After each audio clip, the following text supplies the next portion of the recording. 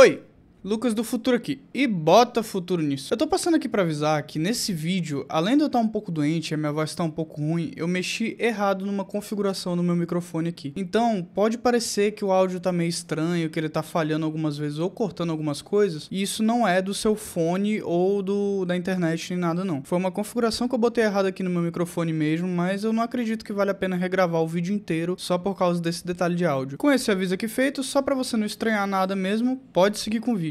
Bom, primeiramente eu quero pedir desculpas aqui porque minha voz não tá muito boa, minha garganta tá um pouco ruim aqui, então isso vai acabar atrapalhando um pouquinho agora na hora de gravar o vídeo, mas enfim, vamos lá. Semana passada eu resolvi atualizar o meu computador para a nova versão do macOS, que é o macOS Sequoia, que está esperado para sair ali entre setembro e outubro. Só que as coisas não deram muito certo. Eu quis atualizar principalmente porque nessa nova versão tem uma função muito interessante para quem produz conteúdo, que é o iPhone Mirroring, onde você pode controlar o seu iPhone diretamente pelo seu Mac sem ter que pegar o celular. Se você produz conteúdo pelo telefone, que nem eu, você sabe que é um saco ter que ficar sentando e levantando toda hora, indo para a cadeira, depois voltando para trás do telefone, o tempo inteiro para poder fazer cada ajuste, que muitas vezes demora muito mais do que gravar o próprio vídeo em si. Por isso, só por esse motivo já era mais do que suficiente para eu arriscar entrar na beta outra vez e atualizar de novo, porque eu já tenho um histórico de ter tido problemas com a versão beta das coisas no passado. Então eu resolvi, fui lá, baixei a atualização, instalei e não estava liberado ainda.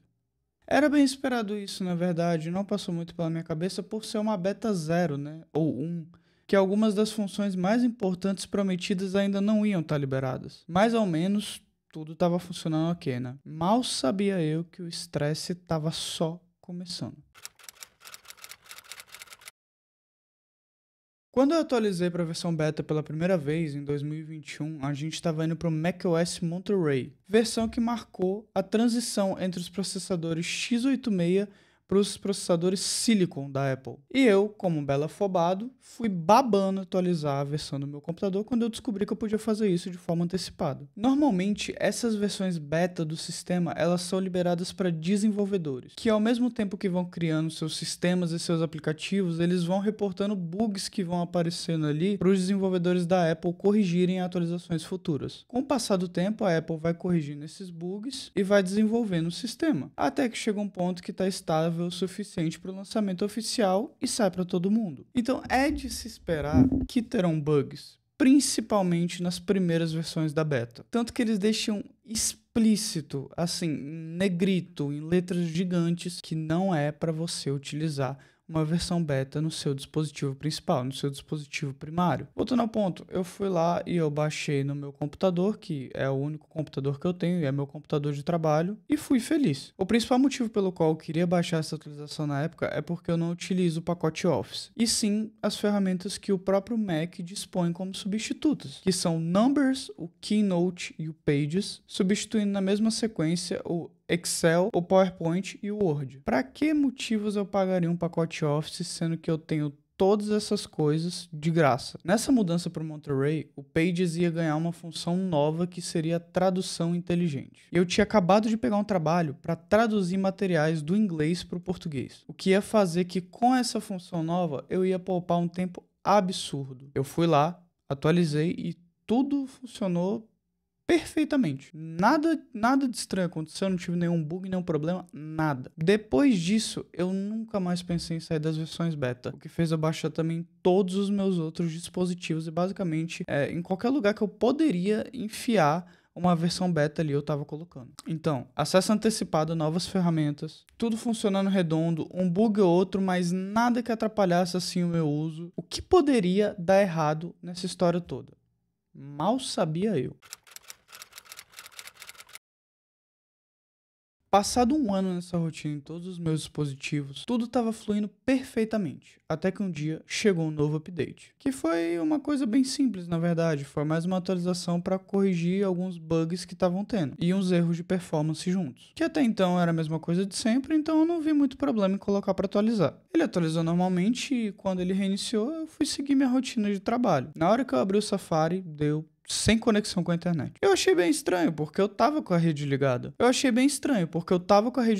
E não conectava. Reiniciei o sistema de novo. Mesmo erro. Reiniciei mais uma vez. Mesmo erro. Tentei conectar nos dados móveis. Mesmo erro. Nesse momento eu comecei a suar frio, assim, porque eu não tinha um pendrive para poder fazer backup dos meus arquivos se eu precisasse formatar e muito menos para poder baixar o sistema do macOS e formatar ele do jeito certo. Porque assim, no macOS funciona desse jeito. Ou você formata e baixa o sistema operacional na hora pela internet, ou você deixa ele guardado para botar ele em um pendrive. Que caso você não tenha feito isso antes, você vai precisar de outra pessoa que tem um Mac só para fazer isso. Todo mundo que eu conhecia que tinha um Mac na época estava viajando. E eu, sem conseguir conectar na internet, não fazia a mínima ideia de como eu ia resolver esse problema. No desespero para não perder meus arquivos, eu fui em outros lugares, tentei conectar em outras redes, até mesmo direto com o cabo de Ethernet. E nada, eu não conseguia conectar em nenhuma rede. Eu não conseguia acreditar que por causa de uma burrice eu ia perder 3 anos de trabalho que eu tinha no meu computador. Eu tentei falar com gente especializada, entrei em contato com o suporte e a resposta de todo mundo era a mesma. Eu ia ter que formatar para os padrões de fábrica, resetar para o sistema que veio nele e perder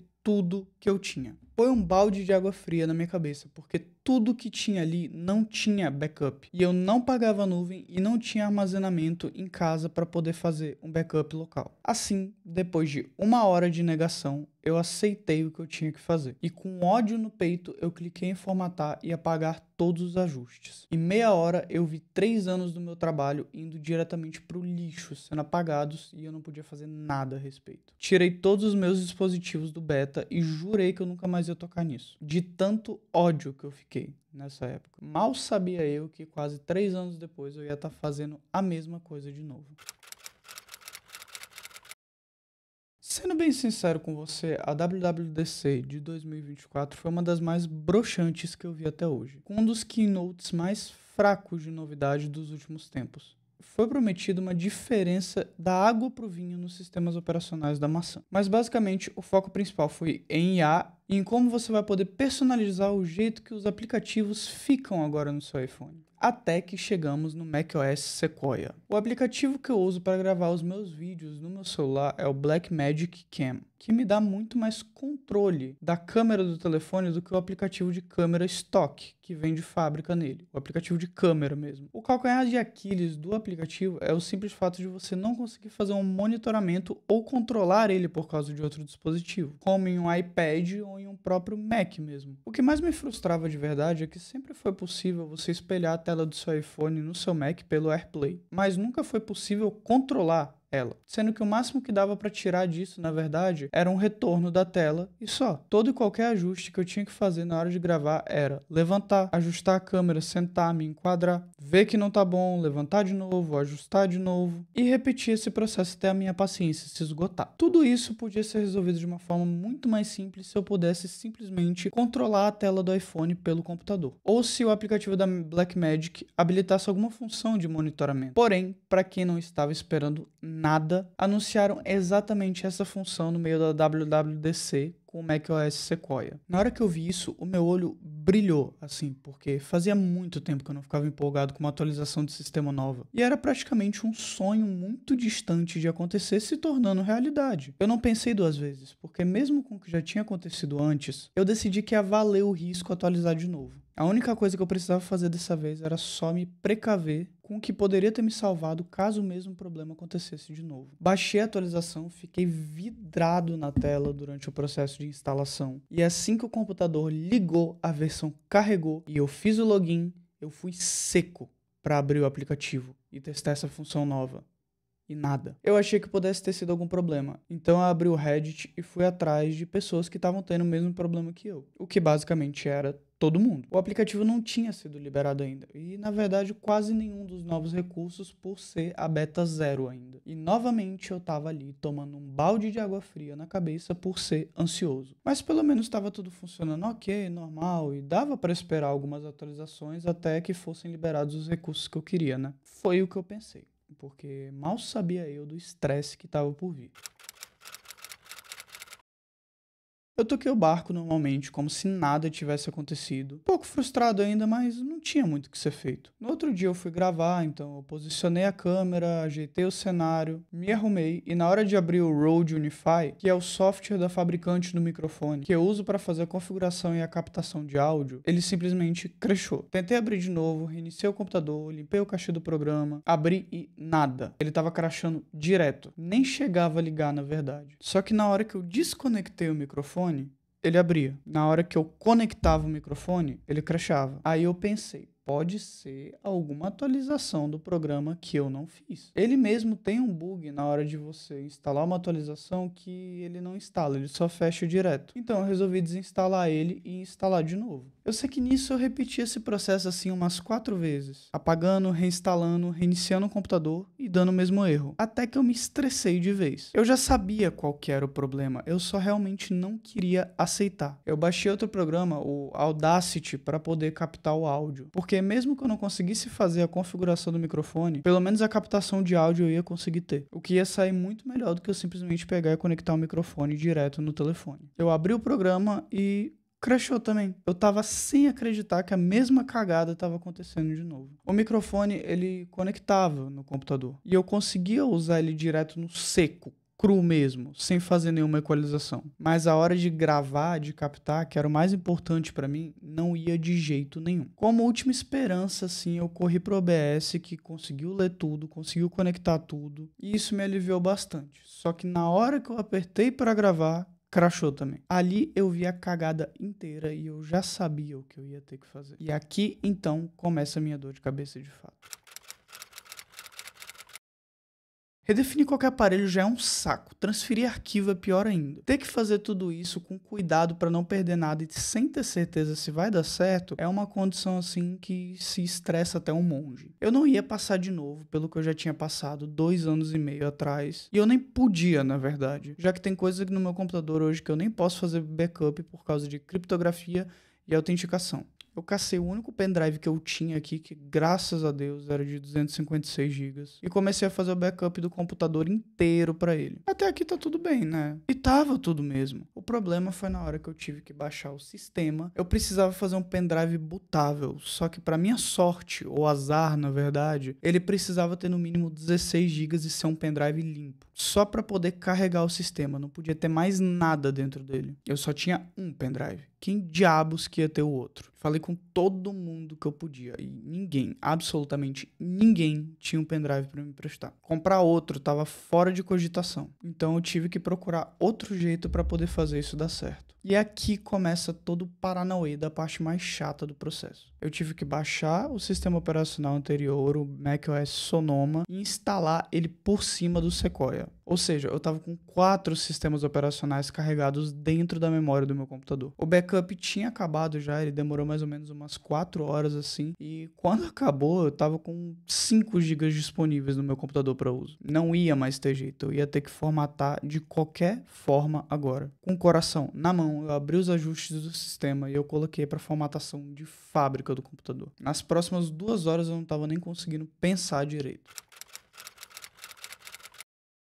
A parte mais chata disso tudo, na verdade, é o tempo que você perde esperando o processo. A formatação demorou uns 40 minutos, a instalação do sistema demorou mais 1h30, a formatação nova demorou mais 20 minutos, e depois disso aparentemente deu tudo certo. O computador estava rodando o sistema que eu queria, e agora eu só precisava passar o backup antigo para ele e pronto, estava tudo resolvido. Eu desliguei o computador, liguei novamente ele em modo recovery, cliquei para instalar o backup e precisava baixar o sistema de novo.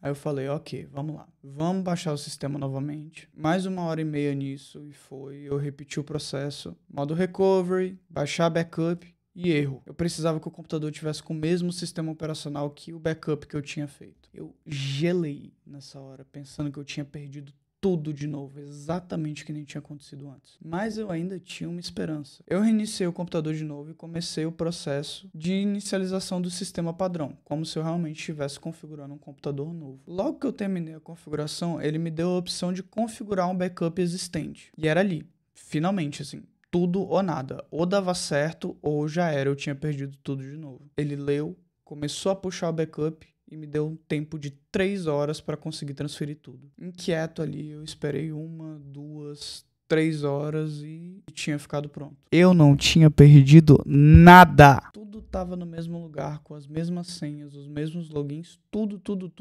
Eu não perdi nada. Eu não tive que configurar nada também. Foi como se eu não tivesse feito nada no computador esse tempo todo. Abri todos os aplicativos que estavam dando erro, conferi tudo, chequei, gravei e graças a Deus estava tudo funcionando redondo. Tudo, enfim, tinha se ajeitado. Agora sim, se você chegou até aqui, você deve estar se perguntando para que diabos eu te contei essa história toda? E é bem simples o motivo, na verdade, é para você aprender assim que nem eu e sem ter que aprender que nem eu, que não adianta a gente querer adiantar as coisas que não estão na hora certa de acontecer. Por um erro besta, só por querer antecipar uma função, eu quase perdi 3 anos do meu trabalho de novo. E só não perdi porque eu tive muita sorte assim de não ter dado o mesmo erro que deu da última vez. É preciso aprender a respeitar o tempo certo das coisas e se uma função ainda não foi liberada, é porque ela ainda não está pronta. Forçar as coisas antes da hora sempre vai te trazer algum prejuízo. Queira você acreditar em mim agora ou bater cabeça com isso. E assim, eu não preciso nem falar pra você, né? Não instale beta em nenhum dispositivo seu, porque isso é história do computador, eu resolvi a do computador. Eu tô passando o mesmo problema com o celular e eu não posso resolver porque eu não posso nem formatar meu celular por motivos que eu posso até explicar em outro vídeo, fazer um parte 2 desse aqui, né? Basicamente porque você não deve atualizar pro iOS 18. Então assim, eu espero que esse mini relato tenha convencido você a não fazer a cagada que eu fiz e não querer antecipar as coisas antes da hora. Se inscreve aí, dá um like e eu te espero no próximo vídeo.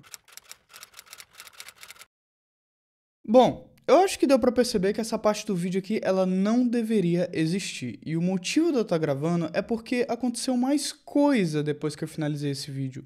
Por causa de toda essa confusão que acabou dando no computador, esse vídeo acabou ficando 1,5 semanas na minha gaveta. E logo depois que eu tinha finalizado ele, saiu a beta 2 do macOS Sequoia com a função que eu queria liberada. E aí o que o besta aqui foi lá e fez? Atualizou tudo de novo, fez todas essas coisas de novo. E adivinha só, a função ela tava liberada. Só que daí na hora que eu fui lançar ela e usar para o que eu queria, eu descobri que simplesmente ela não faz o único recurso que eu queria que ela fizesse. Ela não pode ativar nem câmera nem microfone do telefone. Ela só serve para você controlar remotamente alguns aplicativos, porém essas funções ela não faz. Então não bastou eu ir lá e atualizar de novo, fazer toda aquela configuração chata de novo, eu descobri que a função que eu tanto estava esperando, que eu tanto criei expectativa, no final não ia servir para o que eu queria. E aí lá vou eu de novo ter que ir formatar o computador, o que no final das contas até que foi bom, porque eu consegui fazer um cartão de memória antigo que eu tinha aqui funcionar, eu consegui jogar o sistema operacional dentro desse cartão de memória, fazer uma instalação limpa, então no final das contas acabou que meu computador ficou melhor do que ele estava antes de todo esse rolê de atualização e tudo mais. Porém, isso não quer dizer que eu recomendo nem falo para você entrar na beta,